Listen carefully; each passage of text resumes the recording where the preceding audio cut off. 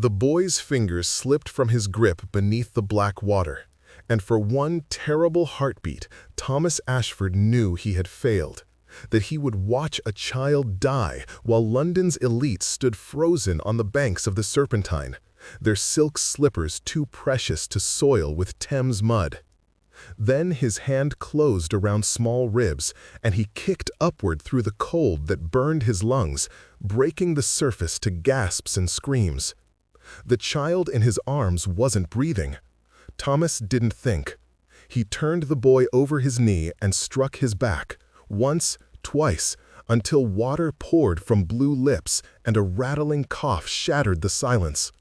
Only then, as the boy drew breath and wailed, did Thomas look up to see the man pushing through the crowd, tall, granite-faced, with eyes like winter storms. The Duke of Greystone. And Thomas, a mere captain invalided home from the peninsula, had just saved his heir. Wait, before the next confession unfolds. If this story has already stirred your heart, tell us where you're watching from. To make sure you don't miss the next betrayal, kiss, or redemption, subscribe and join our circle. The next heartbeat might change everything. Now, back to the scene. The Duke didn't thank him. He knelt in the mud, a man who never knelt, and gathered his son into his arms with hands that shook. The boy, perhaps 6 years old, clung to his father's neck and sobbed against expensive wool that would never be the same.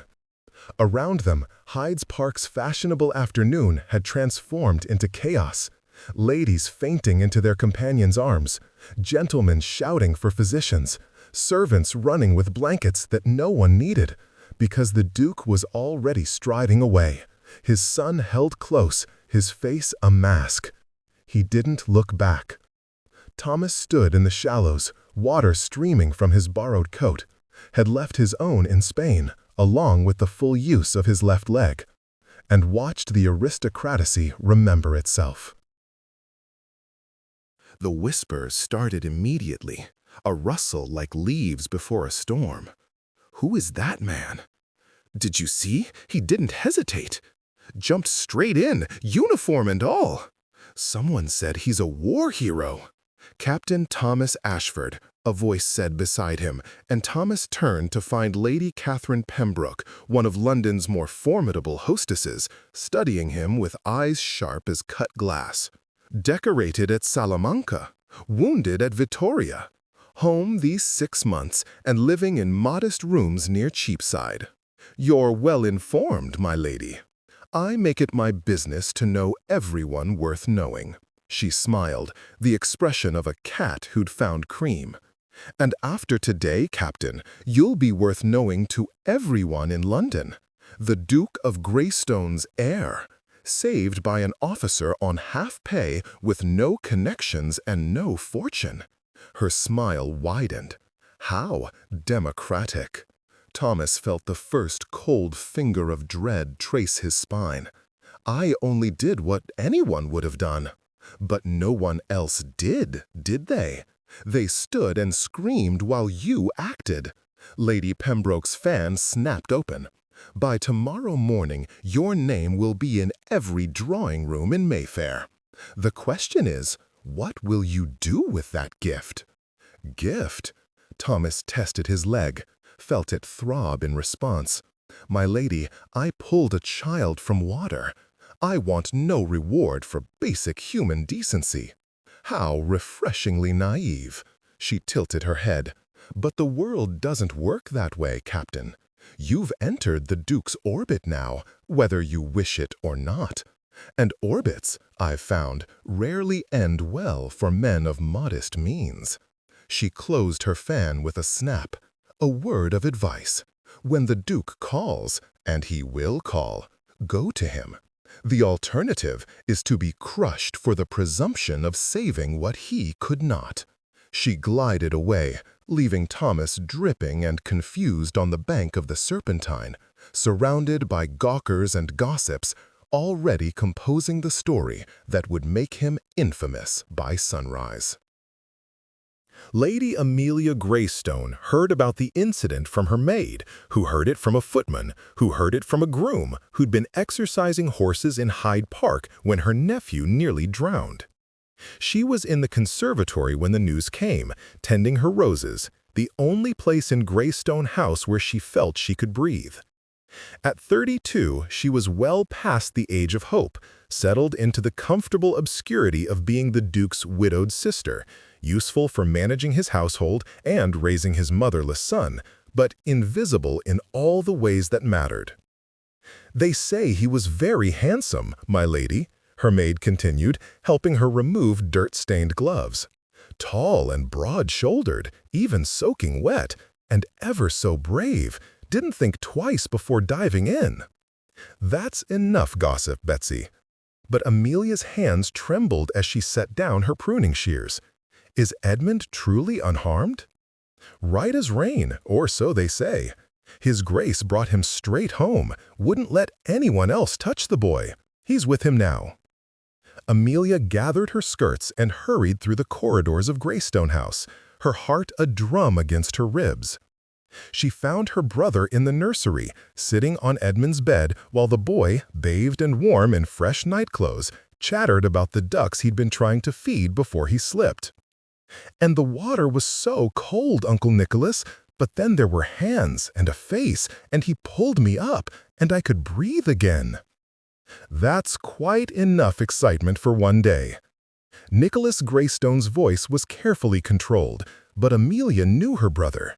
She saw the way his jaw clenched, the white knuckles as he gripped the bedpost.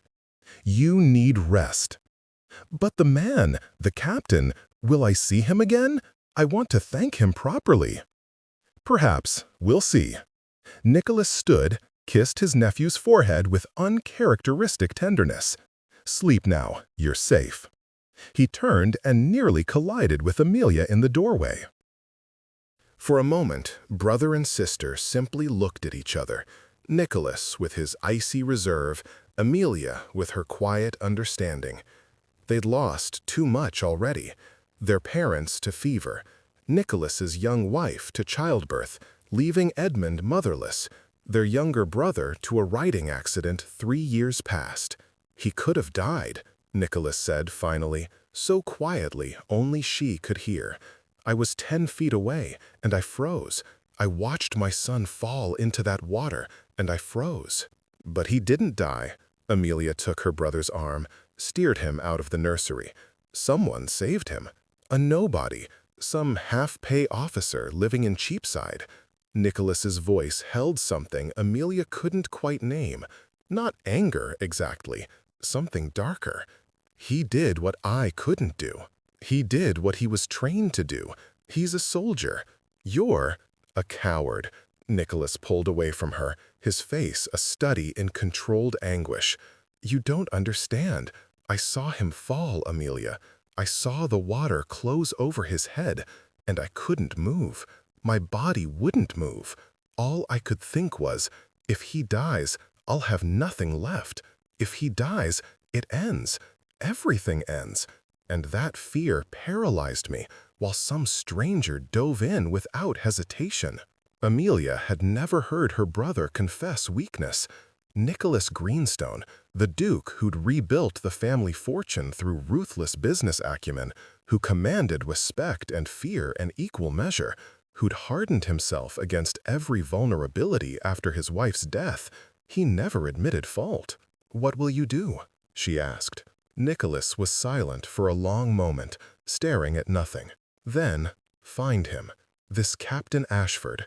Bring him here. To thank him? To understand him." Nicholas met her eyes, and Amelia saw something that frightened her, a desperate intensity, like a man who'd glimpsed his own mortality and couldn't look away, a man who risks everything for a stranger's child.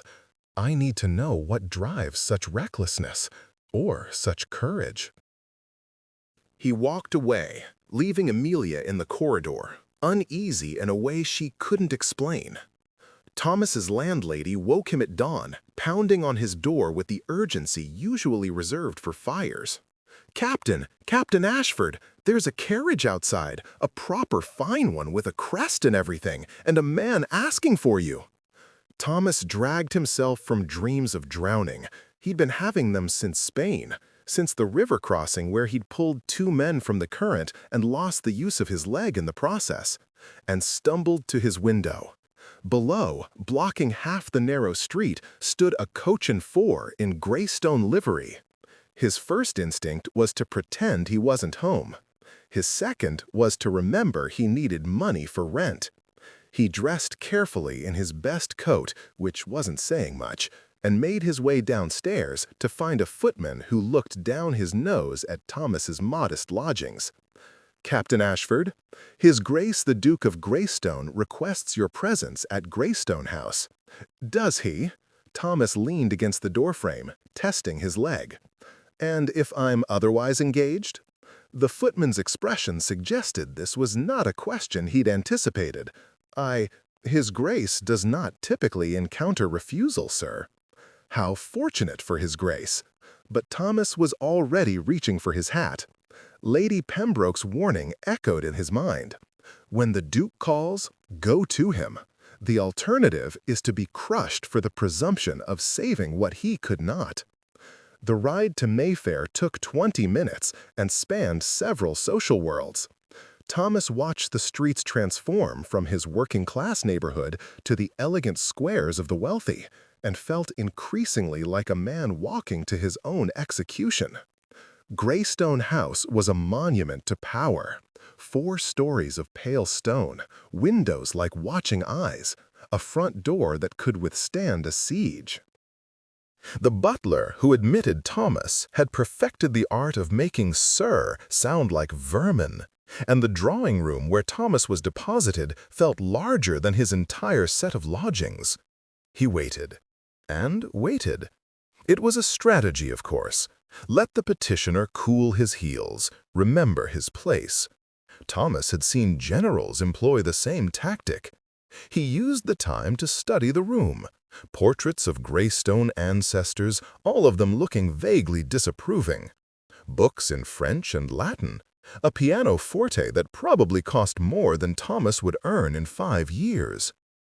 When the Duke finally entered, he did so silently, studying Thomas the way a naturalist might study a curious specimen. "Captain Ashford." "Your Grace." Thomas stood, bowed correctly but not obsequiously. "Sit." It wasn't a request. The Duke moved to the window, hands clasped behind his back. "I've made inquiries about you. Enlisted at 17. Proved yourself in Portugal. Wounded twice, decorated 3 times.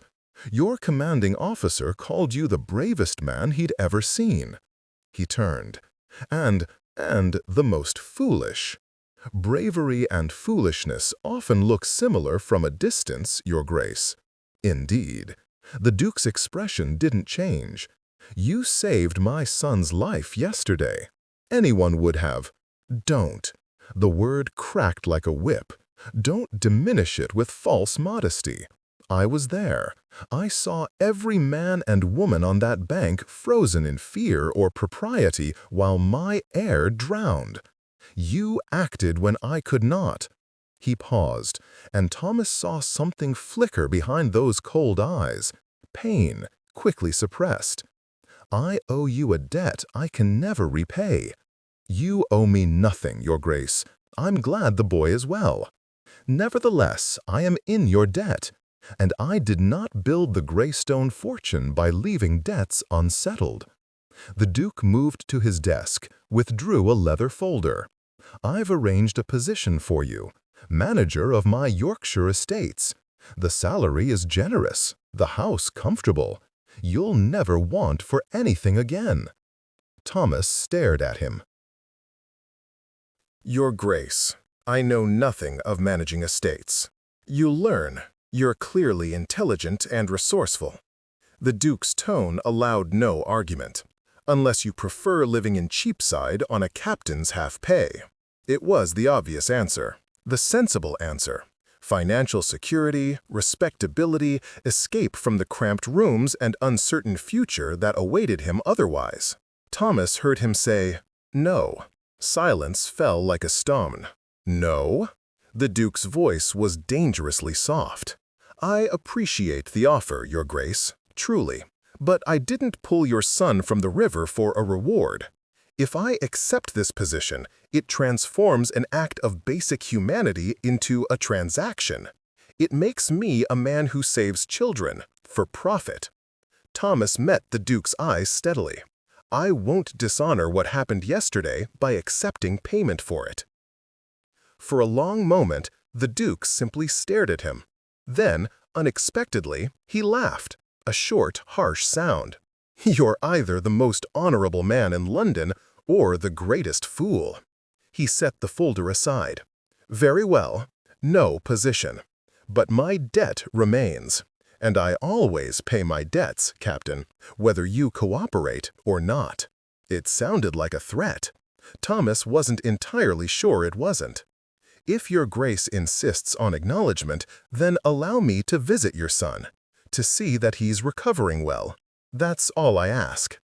The Duke's expression shifted, something unreadable crossing his face. "You wish to see Edmund? I'd like to know he's well. Children can be affected by such experiences." Another long silence. Then, "Tomorrow, 4 o'clock. Bring nothing but yourself."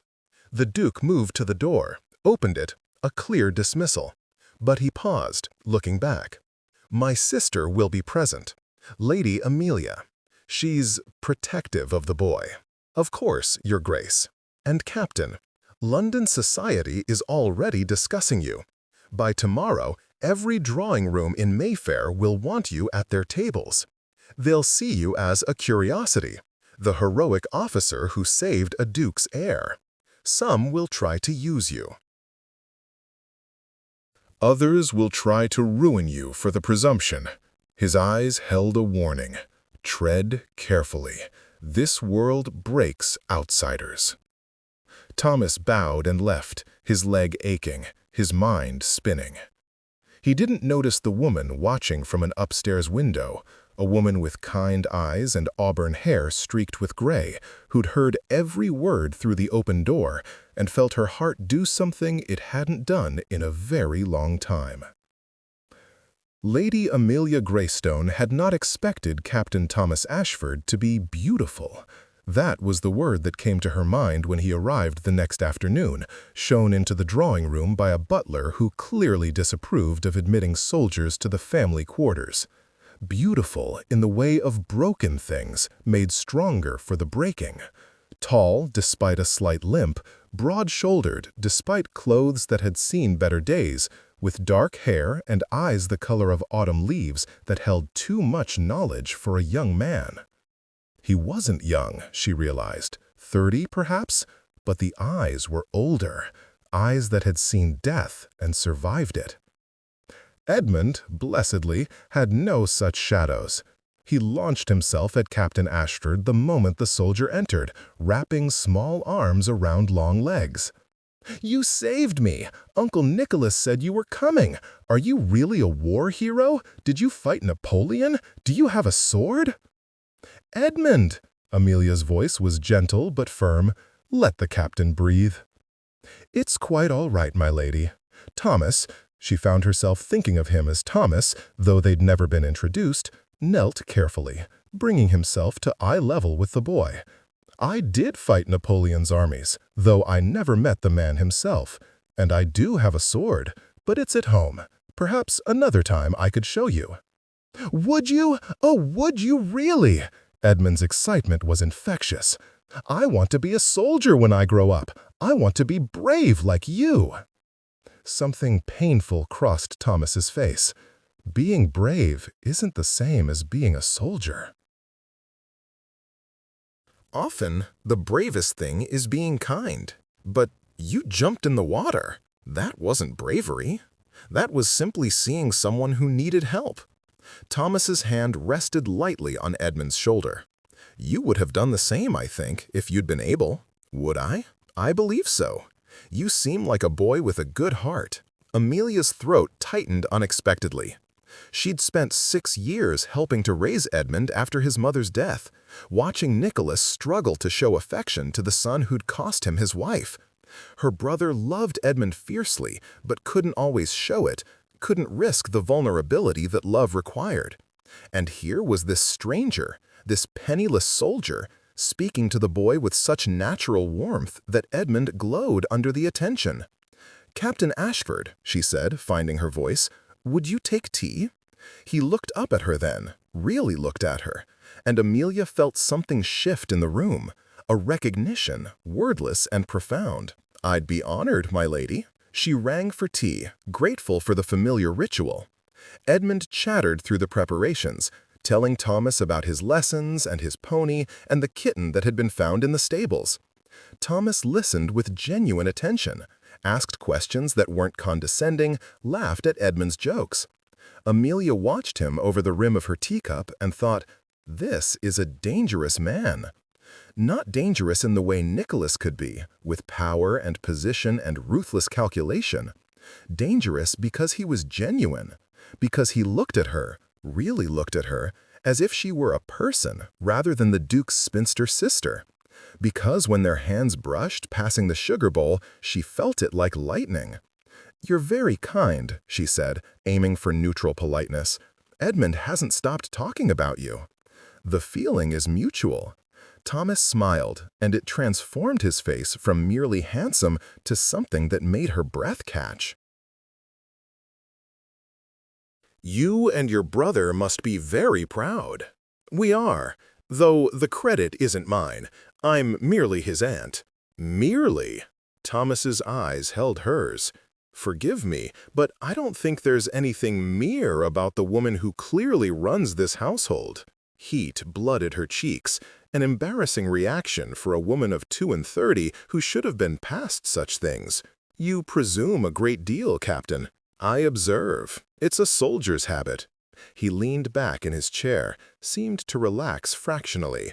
"Your brother commands, certainly, but you make this house a home. There's a difference." Edmund, oblivious to the sudden tension, tugged on Thomas's sleeve. "Will you come again, please? I could show you my pony. His name is Thunder, though he's actually quite gentle." Thomas looked to Amelia, a silent question. She should say no. She could feel the danger of him, the way he threatened the careful walls she'd built around her heart. She'd been married once, briefly, to a man her brother had chosen, a suitable match that had lasted 3 years before fever took him. She'd mourned appropriately, then retreated gratefully into widowhood, into the safety of being needed but not wanted. This man looked at her as if she were wanted. "If Captain Ashford's schedule permits," she heard herself say, "and if my brother approves. His Grace has given permission for me to visit Edmund when convenient." Thomas stood, tested his leg. "Though I wouldn't want to impose on your household, my lady." "It's no imposition." The words escaped before she could catch them. "Edmund needs, that is, it would be good for him to have male companionship beyond tutors and servants." What she meant was, "My brother is too broken to give this child what he needs." And you, stranger that you are, seem to understand that instinctively. Thomas bowed, the gesture somehow both military precise and courtly. "Then I would be honored to return. Perhaps in 2 days. Wednesday afternoon?" Wednesday would be acceptable. He left, and the drawing room felt larger and emptier in his absence.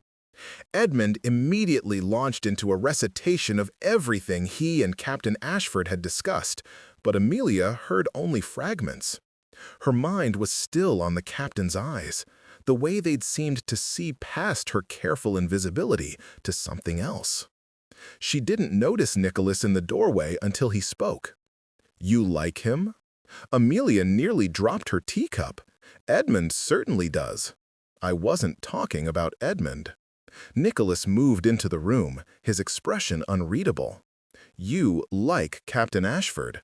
I saw the way you looked at him." "Don't be absurd. I've only just met the man." "Precisely." Nicholas sat in the chair Thomas had vacated, still warm from his presence. "Amelia, I need you to be careful." "Careful of what? A war hero who saved your son?" "Careful of sentiment, of misplaced gratitude transforming into something else." Nicholas' voice was unusually gentle. "You've been alone for 7 years. It's natural to feel drawn to a man who shows you attention. But Captain Ashford is not of our world. He has no fortune, no prospects beyond his pension. Any connection between you would be inappropriate, scandalous." Amelia's voice was sharper than she intended. "I'm well aware of my position, Nicholas. I'm the widowed sister, useful for managing your household and raising your son, but certainly not permitted any desires of my own. That's not what I meant. Isn't it?" She stood, smoothing her skirts with trembling hands. "You needn't worry, Your Grace. I know my place, and I know better than to imagine anything beyond a few afternoon visits for Edmund's benefit. I'm far too old and too sensible for romantic foolishness." She left before he could respond, before he could see the tears that threatened. Because Nicholas was right, and that was what hurt most. She did like Captain Ashford. She'd liked him immediately and intensely in a way she hadn't felt since she was a girl, before marriage and widowhood and the slow death of hope had taught her to accept invisibility. And liking him was the most foolish thing she could do. The gossip about Captain Thomas Ashford reached its peak by Wednesday. Lady Catherine Pembroke hosted a breakfast where he was the sole topic of conversation. The Times ran a small piece about the heroic officer who rescued Lord Edmund Greystone from certain death. By Tuesday evening, Thomas had received 6 invitations to social events, 4 from hostesses hoping to display him like an exotic animal, 2 from mothers with unmarried daughters. He ignored them all and spent Wednesday morning drilling with his old regiment, trying to work the stiffness from his bad leg. "You're famous, Tom," Captain Richardson said, passing him a flask of water. "London's newest celebrity. How does it feel?" "Exhausting." Thomas drank deeply. "I pulled a boy from a river. I don't understand why that merits such attention." "Because you made the quality look bad. While they stood and screamed, you acted. That makes them uncomfortable." Richardson clapped him on the shoulder. "And because the Duke of Greystone is powerful and paranoid. Everyone wants to know what he'll do about you." "Do about me? I'm not a problem to be solved." "Aren't you? You saved his heir when he couldn't. That's the sort of debt that men like Greystone find complicated." Richardson's voice dropped. "Be careful, Tom. The aristocracy protects itself. They might celebrate you now, but if you become inconvenient, they'll destroy you without hesitation." Thomas thought about this as his carriage, hired, an extravagance he couldn't afford, carried him back to Greystone House that afternoon. Lady Pembroke's warning, Richardson's caution, the Duke's own words. This world breaks outsiders. He should stop visiting. Should send a polite note declining further engagement. Should protect himself from the trap he could feel closing around him. But then he was shown into the garden, where Edmund waited with his pony and Lady Amelia stood in the shade of an oak tree, and the afternoon sunlight turned her auburn hair to copper, and Thomas knew he was already caught. "Captain Ashford!" Edmund ran to greet him. "This is thunder! Isn't he magnificent?" The pony was, in fact, a rather ordinary bay, with kind eyes and a patience that suggested he'd endured many small boys. Thomas made appropriate sounds of admiration while covertly watching Lady Amelia. She wore gray, still in half-mourning, though her husband had been dead 7 years. But the color suited her, made her gray eyes luminous. She wasn't beautiful in the fashionable sense, too tall, too thin, too serious. But there was something about her face, an intelligence, a sadness, a kindness, that made him want to keep looking. "Edmund wanted to show you himself," she said, moving closer. "He's very proud of Thunder. With good reason. He's a fine animal." Thomas watched Edmund lead the pony in circles, chattering about jumps and trails. "You've done well with the boy. He's confident but not spoiled. That's his nature, not my doing. Edmund's always been bright, curious. She paused. He misses his mother, though he barely remembers her. And Nicholas is distant. He loves Edmund, but he struggles to show it. Fear, Thomas said quietly. What? The Duke is afraid. I've seen it before, in men who've lost too much. They withdraw to protect themselves from further loss. He met her eyes. It's not lack of love. It's terror of losing what little they have left. Amelia was silent for a long moment, her gaze distant. You see a great deal, Captain. I've had time to observe human nature. War teaches you to read people quickly. It can mean the difference between life and death. And what do you read in me? The question was soft, almost shy. Thomas could have lied, should have lied. Loneliness. Intelligence. A heart that's been taught to expect disappointment but hasn't forgotten how to hope. Her breath caught. You're very forward, Captain. I apologize. I shouldn't have. No. She touched his arm, a brief, feather-light contact. Don't apologize. It's just, no one has spoken to me that way in a very long time.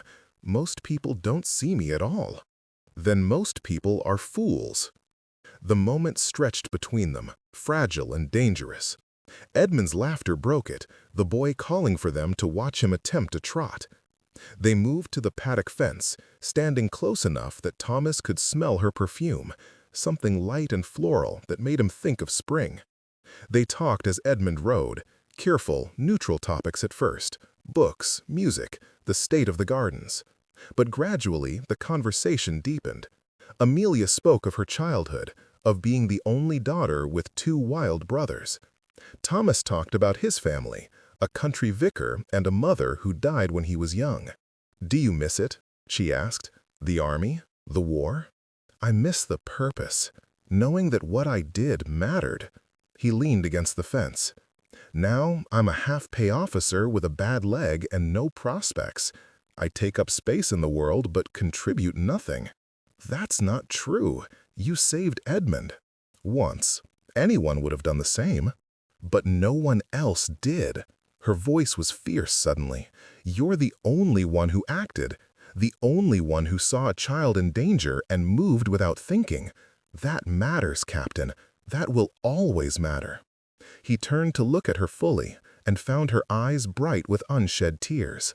My lady, Amelia. When we're alone, call me Amelia. It was improper, dangerous, the sort of intimacy that led to assumptions and scandal. Thomas knew he should refuse, maintain proper distance. Amelia, he said, and watched color rise in her cheeks. Thomas, she smiled, small and private. It suits you better than Captain.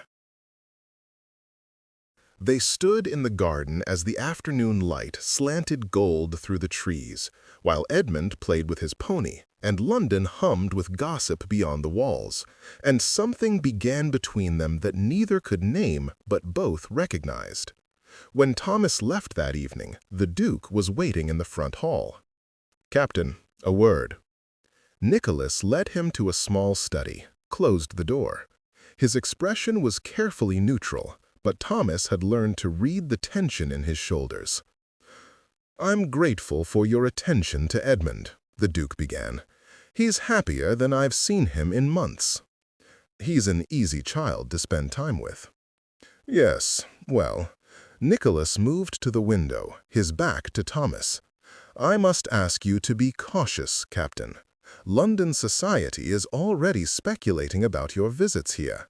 Some suggest I'm cultivating you for political purposes. Others think I'm simply displaying my gratitude. And the truth? The truth is that I'm trying to understand you. Nicholas turned, his eyes ice-gray in the lamplight. You refused my offer of employment. You visit my son without seeking further reward. You speak to my sister as if she were a person rather than a convenient spinster. His voice hardened. What do you want from this family, Captain Ashford? Thomas met his gaze steadily. Nothing. I want nothing. Everyone wants something. Then perhaps I'm not everyone. Thomas moved toward the door. Your Grace, I saved your son because it was right. I visit him because he's a good boy who needs male companionship. I speak to your sister with respect because she deserves it. If that's somehow suspicious to you, then perhaps the problem isn't my intentions, but your inability to imagine that anyone might act without ulterior motive. Careful, Captain. The Duke's voice was dangerous. You may have saved my son, but that doesn't give you leave to insult me in my own home. Then don't insult me by assuming I'm some kind of schema. Thomas opened the door. I'll understand if you prefer I don't return, but know that if I do, it's because Edmund asked me to, not because I'm angling for advantage. He left before the Duke could respond, anger thrumming through his veins. He was halfway home before he realized the anger wasn't really directed at Greystone. It was directed at himself, because the Duke was right to be suspicious. Not about Thomas's intentions toward Edmund, those were pure. But his intentions toward Amelia? Those were becoming decidedly impure. And that was a problem for which Thomas had no solution. The scandal, when it came, arrived like a summer storm, sudden and devastating. Thomas had been visiting Greystone House twice weekly for a month. Edmund had become attached to him, following him like a shadow, peppering him with questions about battles and bravery. Nicholas had grown grudgingly accepting, if not precisely friendly. The invitations from society hostesses had intensified. Thomas now had a small stack of cards he continued to ignore. And Amelia. Amelia had become the center of his world. They'd been careful, never alone without Edmund present, never touching beyond polite gestures, conversation always proper, always correct. But something was growing between them regardless, a connection that deepened with every shared glance, every laugh, every moment of understanding. Thomas knew he was falling in love with her, had probably been falling since that first afternoon in the garden. He also knew it was impossible. She was the sister of a duke, a woman of wealth and position. He was a broken soldier living on borrowed time and borrowed money, his leg growing worse instead of better, his future measured in small humiliations and slow decline. She deserved so much better than him. He was thinking this, staring at his ceiling at 3 in the morning, when someone pounded on his door hard enough to wake the entire boarding house. "Ashford, open up!" Thomas stumbled from bed, grabbed his pistol, old habits died hard, and wrenched open the door to find Captain Richardson, drunk and furious. "You bloody fool," Richardson snarled, pushing into the room. "You stupid, noble, idiotic fool!" "What are you talking about?" "This!" Richardson thrust a piece of paper at him, a scandal sheet still damp from the printer. "Read it and weep." Thomas took it, held it to the candlelight, and felt his stomach drop. Latest on dit from the drawing rooms. It is whispered that a certain duke of chilly demeanor has acquired a pet captain, supposedly as companion to his young heir, but perhaps truly as companion to his lonely sister. The captain, so brave in rescuing said heir from watery doom, seems equally brave in pursuing the duke's sister, despite having not 2 pennies to his name. One wonders if the Duke will reward this presumption with a generous settlement or a painful lesson in knowing one's place. Christ! Thomas sank onto his narrow bed. Who wrote this? Who cares? By tomorrow morning, every gossip in London will have read it. They're saying you're seducing Lady Amelia to secure your fortune, that you engineered the whole rescue to gain access to the family. That's insane. I jumped into the Serpentine on instinct. Doesn't matter. The story is too good.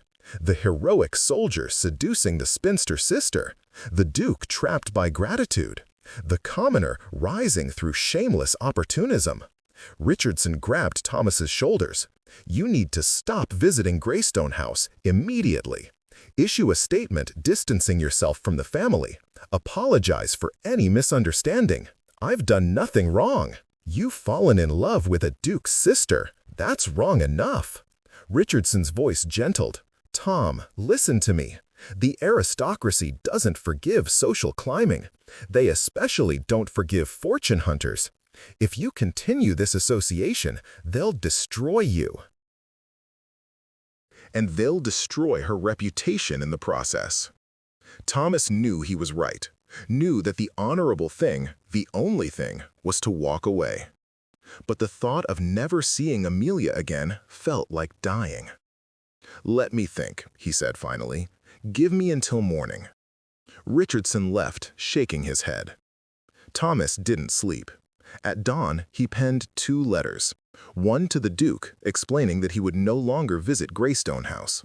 One to Amelia, trying to explain without actually explaining anything. He was sealing them when his landlady knocked again. "Captain, there's a lady here to see you. Says it's urgent." A lady? In Cheapside? At dawn? Thomas limped down the stairs to find Amelia Greystone standing in his shabby parlor, looking as out of place as an orchid in a coal mine. "My lady, you shouldn't be here." "I had to come." She pulled a crumpled scandal sheet from her reticule. "Have you seen this?" "Yes. Lady Amelia, you need to leave immediately. If anyone sees you here, they already think the worst." Her voice was shaking but firm. "Nicholas received 3 notes this morning suggesting he'd deal with you. That you're a fortune hunter who orchestrated Edmund's rescue to gain access to the family." "I know. I was just writing to tell the Duke I won't visit anymore." He gestured helplessly at the letters. "It's the only way to stop the gossip." "And what about Edmund? He'll be heartbroken." "Edmund will recover. Children are resilient." "And what about me?" The words burst from her like a confession. "Will I recover, Thomas?" He stared at her, hope and horror warring in his chest. "You can't mean. We've never even. You're the Duke's sister. And you're the man I love." Amelia's eyes were bright with tears. "I know it's foolish. I know it's impossible. But I've spent 7 years being the proper widow, the useful spinster, the woman who asks for nothing. And then you appeared, and you looked at me as if I were someone worth seeing, as if I mattered." She moved closer. "Tell me I'm wrong. Tell me you feel nothing, and I'll leave. I'll never mention this again." Thomas knew what he should say, should lie kindly to protect her from scandal and himself from hope. Instead, he said, "You're not wrong."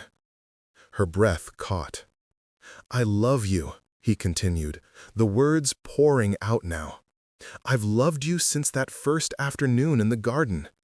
I love your kindness and your intelligence and the way you listen as if what I'm saying actually matters. I love that you care more about Edmund's happiness than propriety. I love everything about you." "Then why are you pushing me away?" "Because I have nothing to offer you. I'm living in a boarding house in Cheapside. My leg gets worse every month. Someday I won't be able to walk. I have no fortune, no prospects, no way to support a wife.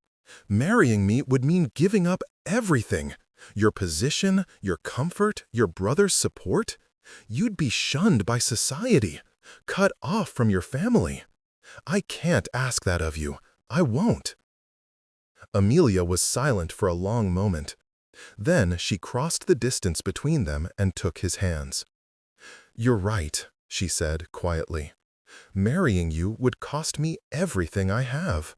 My position, my comfort, my family's approval." She met his eyes. "But staying here in this life costs me something far more valuable. It costs me hope. It costs me love. It costs me you." "Amelia, let me finish." Her grip tightened. "I've been dead for 7 years, Thomas. Oh, I've been breathing and walking and managing households, but I've been dead inside. And then you pulled Edmund from that river, and something in me came alive again. You made me remember what it feels like to want something, to hope for something beyond duty and invisibility. The scandal will ruin you. Then let it. Her voice was fierce now. I'd rather be ruined and alive than respectable and dead. I'd rather have 1 year of happiness with you than 50 years of comfortable emptiness. I'd rather risk everything than spend the rest of my life wondering what might have been.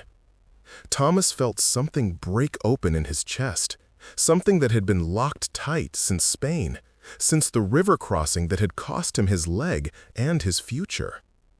If we do this, he said carefully, there's no going back. The scandal will follow us forever. Your brother will cut you off. Society will shun us. We'll have to live modestly, very modestly.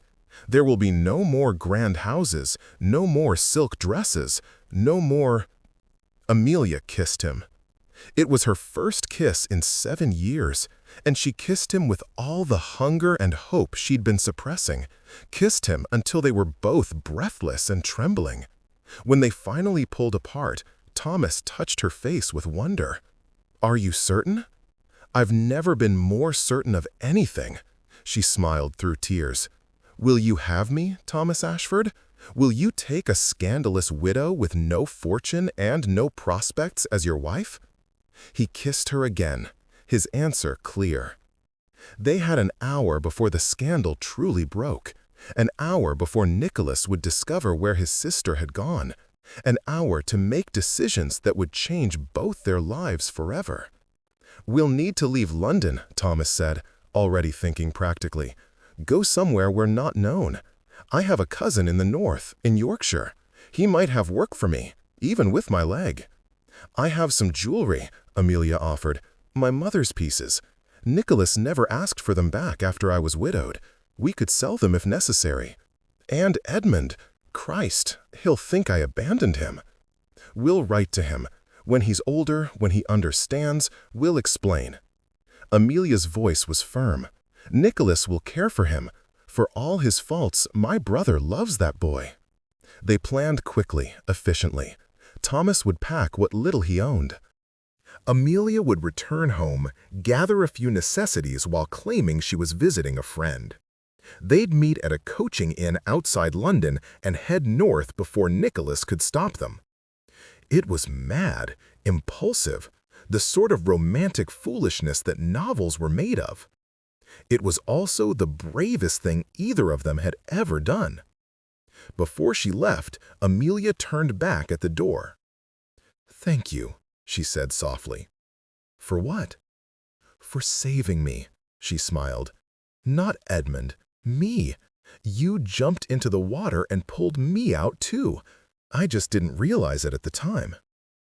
She left, and Thomas stood in his shabby parlor, heart racing, mind spinning, and for the first time since Spain felt something other than resignation toward his future.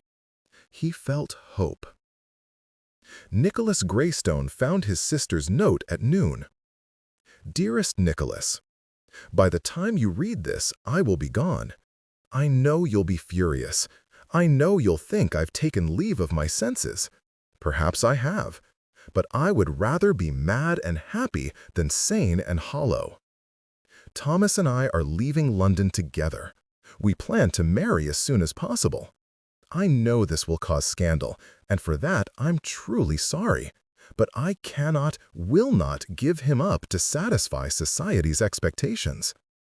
You've been a good brother. You gave me a home when my husband died, a purpose when I had none. For that, I'll always be grateful. But I need more than purpose now. I need love. I need hope. And I've found both with Thomas. Please don't blame him. This was my choice as much as his.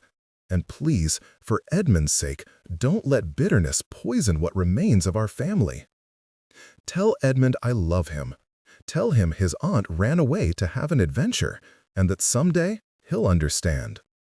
All right when we're settled. Your loving sister, Amelia. Nicholas read it twice, then threw it into the fire. His first impulse was rage, white-hot and consuming. How dare she? How dare that jumped-up soldier seduce his sister and steal her away? How dare she throw away everything, position, comfort, family, for some romantic fantasy that would inevitably crumble under the weight of poverty and regret? His second impulse was to chase them down, drag Amelia back, challenge Ashford to a duel, and put a bullet in him for his presumption. His third impulse, the one that stopped him cold, was a memory. Catherine, his wife, dead 10 years this spring. He'd loved her the way men weren't supposed to love their wives, desperately, completely, with an intensity that bordered on madness. When she died giving birth to Edmund, something in Nicholas had died with her. He'd hardened himself, walled off the parts that felt too much, became the cold duke that society whispered about. He'd told himself it was protection, that if he never loved again, he could never hurt again. But watching Edmund nearly drown had cracked that wall.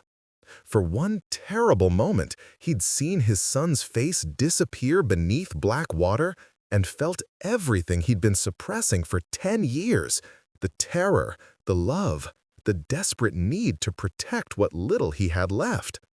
And he'd frozen. While Thomas Ashford, who owed Nicholas nothing, had jumped without hesitation. Nicholas moved to the window, looked out at the garden where Amelia and the captain had spent so many afternoons. He'd watched them sometimes, standing at this very window, pretending he was supervising, but really just observing. Watching his sister come alive again. Watching the soldier look at her with an intensity Nicholas recognized because he'd once looked at Catherine the same way. He'd told himself it was inappropriate, dangerous, that allowing it to continue would lead to scandal. He'd been right about that at least. The door opened without a knock. Edmund, the only person permitted such liberties. "Papa, where's Aunt Amelia?" Nicholas turned.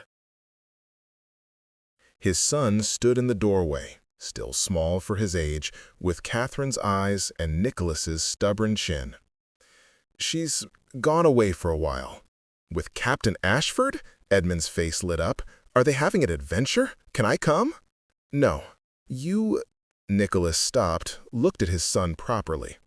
Edmund was smiling, genuinely, joyfully smiling in a way he rarely did anymore. Because Thomas had given him attention, Amelia had given him warmth, and Nicholas had given him, what? Duty? Distant affection? The careful protection of a man too afraid to love openly? "Papa, will Captain Ashford come back? He promised to teach me to fence." Nicholas knelt slowly, bringing himself to his son's level for the first time he could remember. "I don't know," he said obviously. "He and Aunt Amelia they're starting a new life together. It might be a long time before we see them." Edmund's face fell. "But I didn't say goodbye." "I know.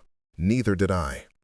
Nicholas pulled his son into an embrace, felt small arms wrap around his neck, and let himself feel it, the fear, the love, the bone-deep terror of losing this child too.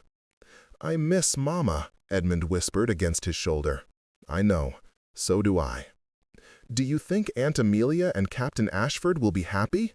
Nicholas thought about Amelia's smile in the garden, about the way Thomas looked at her, as if she were the most remarkable woman in the world, about Catherine and the brief, brilliant years they'd had together before death took her. "Yes," he said finally, "I think they will." Edmund pulled back, studying his father with solemn eyes. "Then we should be happy for them, shouldn't we?"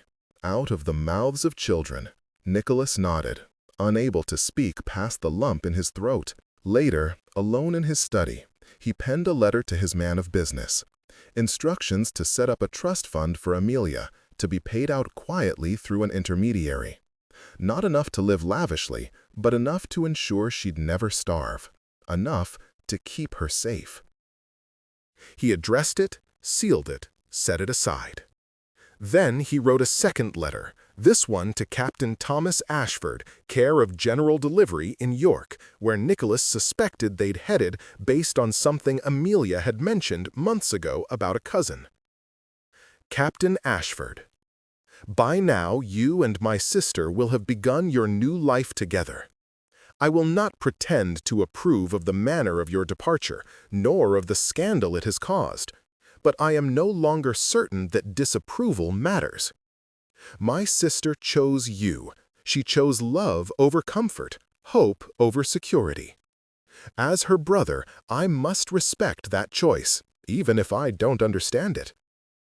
You saved my son when I could not. You gave my sister the courage to live again when I had consigned her to mere existence. For these things, you have my gratitude. I have established a trust fund for Amelia. The income is modest but steady. She need never know it comes from me if it would offend her pride. Consider it delayed payment for a debt I still cannot fully repay. Care for her. Make her happy. And if you cannot, if poverty and hardship break what you've built together, know that she will always have a home at Greystone House, and I will never speak a word of reproach. Edmund asks about you often. When enough time has passed that the scandal has faded, perhaps you might visit, or we might visit you.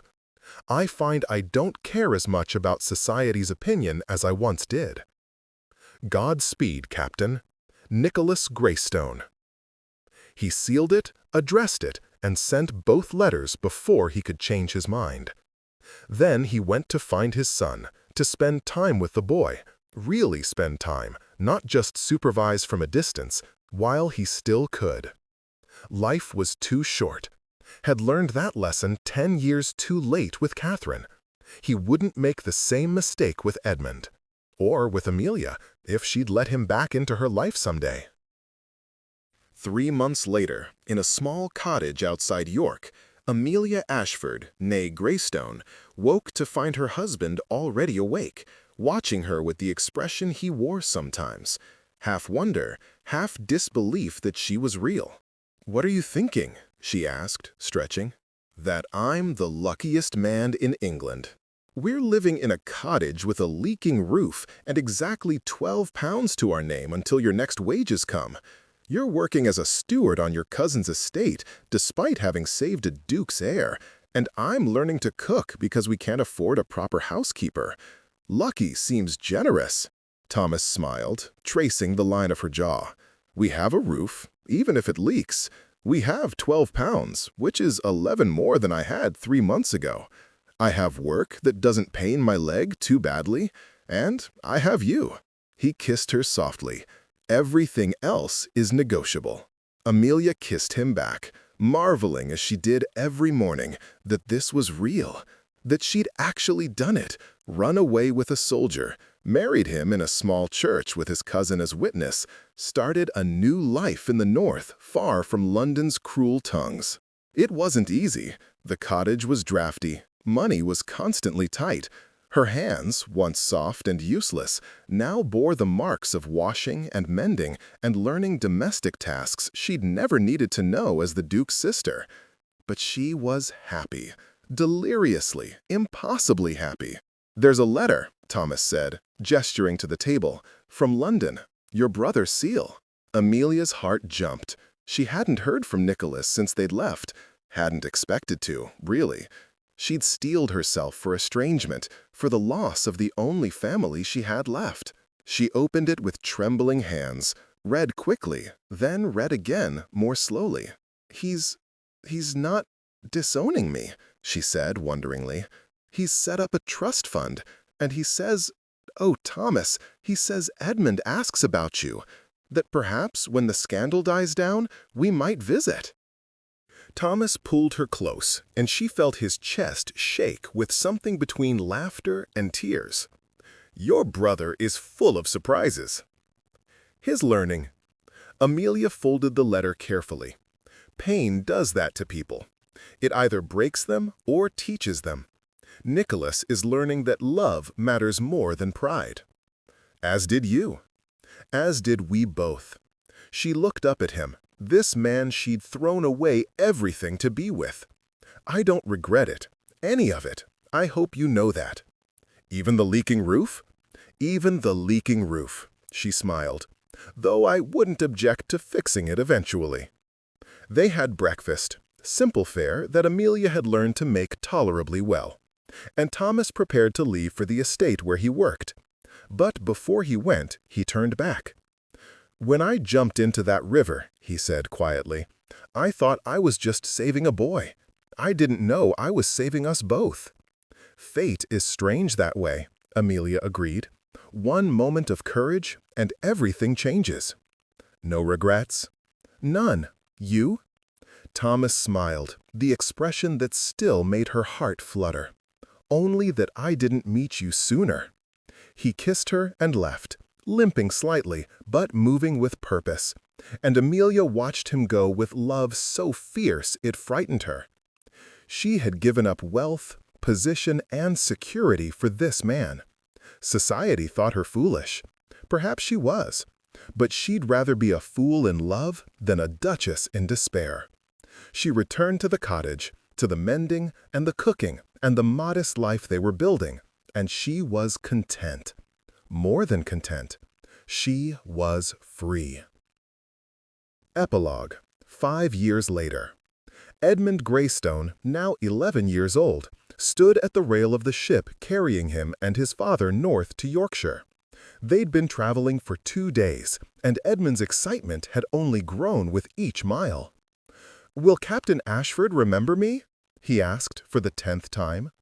"I'm certain he will," Nicholas replied, one hand on his son's shoulder. "You were quite memorable." "Will Aunt Amelia have changed?" "Probably. People do."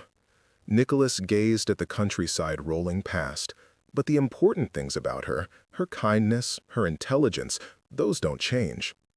The scandal had taken years to die down, but it had eventually faded into just another story of aristocratic eccentricity. Lady Amelia Greystone, who'd married a penniless soldier and disappeared north. It was whispered about in drawing rooms, but without the original heat of outrage. Time had softened the scandal into mere gossip. Nicholas had used that softening to rebuild a relationship with his sister through letters, cautious at first, then gradually warmer. She wrote of her life in Yorkshire, of Thomas's work, of the small community they'd built. He wrote of Edmund, of learning to be a better father, of the slow work of becoming someone Catherine would have been proud of. Now, finally, they were going to visit. The cottage when they arrived was indeed small, but well-maintained, with a garden that spoke of care and flowers that spoke of Amelia's touch. Thomas met them at the door, older now, his limp more pronounced, but his eyes as clear as Nicholas remembered. "Your Grace, Edmund." He bowed, the gesture respectful but not servile. "Captain, or should I say Steward Ashford now?" Nicholas extended his hand. "Thank you for receiving us." "Thomas." The correction was gentle. "After everything, I think we can dispense with titles." They shook hands, and Nicholas felt something shift. Not quite friendship, not yet, but the possibility of it. Then Amelia appeared, and Edmund launched himself at her with the abandon of childhood. She caught him, laughing, and Nicholas saw that his sister had indeed changed. She was thinner, her hands showed work, her dress was simple wool rather than silk. But she glowed. She positively radiated happiness in a way she never had in all her years at Greystone House. "Nicholas." She released Edmund and moved to her brother, uncertain. "Thank you for coming. I wasn't sure you would. I should have come sooner." Nicholas surprised himself by pulling her into an embrace. "I'm sorry, Amelia, for not understanding, for letting pride keep me away so long." She hugged him back fiercely. "You're here now. That's what matters." They spent 3 days together, the Duke and his son, the soldier and the lady who'd chosen love over luxury. Edmund followed Thomas everywhere, peppering him with questions about fencing and warfare and courage. Amelia and Nicholas walked the grounds, talking carefully at first, then more freely, rebuilding the relationship scandal had fractured. On the last evening, after Edmund had been put to bed in the cottage's spare room, the four adults sat in the garden with wine, cheap but cheerful, and watched the northern stars. "Do you regret it?" Nicholas asked finally, looking at his sister. Amelia glanced at Thomas, who smiled and squeezed her hand. "Not for a moment," she said. "This life, this simple, ordinary life, it's worth more to me than all the ballrooms and jewels in London. I have work that matters, a husband who sees me, a community that values me for what I do, not who my brother is." She met Nicholas's eyes. "I'm happy. For the first time in my adult life, I'm genuinely happy." "Then I'm glad you ran away," Nicholas said quietly, "even if it took me 5 years to admit it." Thomas raised his glass. "To courage, of the foolish and desperate variety." They drank, and the stars wheeled overhead, and somewhere in London, the scandal that had once seemed so devastating was just another forgotten story. But in that small garden in Yorkshire, 4 people sat together, bound by an improbable rescue, an impossible love, and the slow, difficult work of forgiveness, and built something scandal could never touch: hope. And that, Amelia thought, as Thomas's hand found hers in the darkness, was worth any price.